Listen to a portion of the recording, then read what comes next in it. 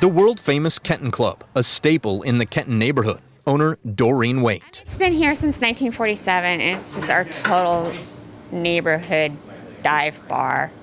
It's all about locals, it's about music.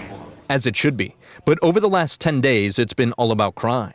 Waitt says early last week, 2 men with guns robbed a bartender. This is security footage of the holdup.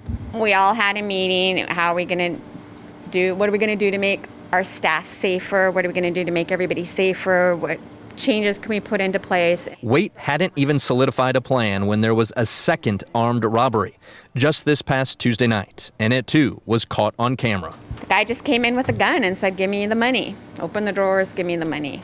It would be one thing if these were isolated incidents, but they're not. We know that a day before the first armed holdup, a man was shot and killed at Kenton Park, just blocks from the Kenton Club. Never, 30 years living in this neighborhood or doing business, have I ever seen Kenton undergo or see what it's doing now. In the last year, Kenton has dealt with numerous break-ins.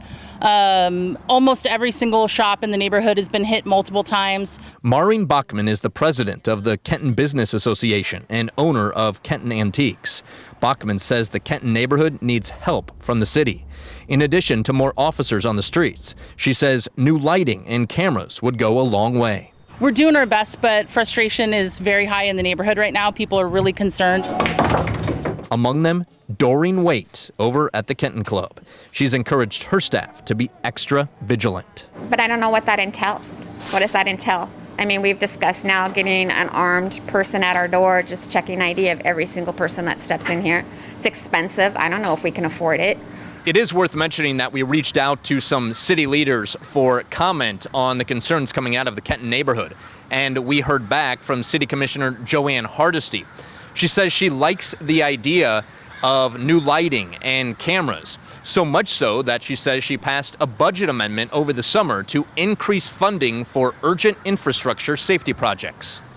I'm Mike Benner for KGW News.